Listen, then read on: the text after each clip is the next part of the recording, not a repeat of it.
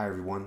I recently received a question from Ripley8309 and they were asking about music theory question number 732. So I'm going to go over it in detail here. They specifically had a question about the seventh of the chord and how to figure that out. So the chord that's written here is an F sharp half diminished 7 chord. Now what I'll do is I'll leave a link in the description to the original video, so if you want to check that out you can. So the notes from low to high, if we're stacking ascending thirds, it's going to be an F sharp as the root, A as the third, C as the fifth, and then E natural as the seventh of the chord. Now, the triad, F sharp, A, C, that's a diminished chord. We have stacked minor thirds there, okay?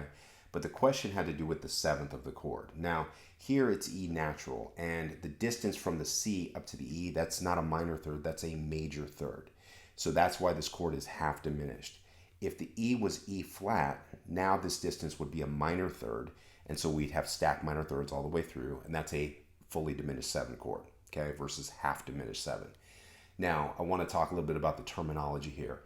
If you're trained more in classical music, which is what I'm trained in, the terms half diminished, fully diminished 7 chord, that's usually how these chords are referred to. But if you're coming more from a jazz background, jazz musicians don't usually deal with the half diminished thing. What they'll say is, okay, you'll have an F sharp diminished 7 chord, and that implies it's fully diminished. There's stacked minor thirds all the way across the chord. Or if it's this chord here with the major third on top, what they're going to say is this chord here is an F sharp minor 7 flat 5.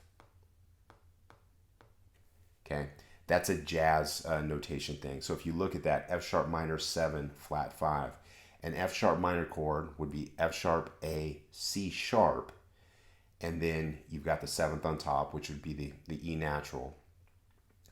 But what they do is they say, hey, it's that F sharp minor 7, but the fifth is going to be a half step lower. So that's their way of notating a half diminished 7 chord. So you could go either way with this. Because I'm trained in classical music, I'm used to the fully diminished 7, half diminished 7 thing.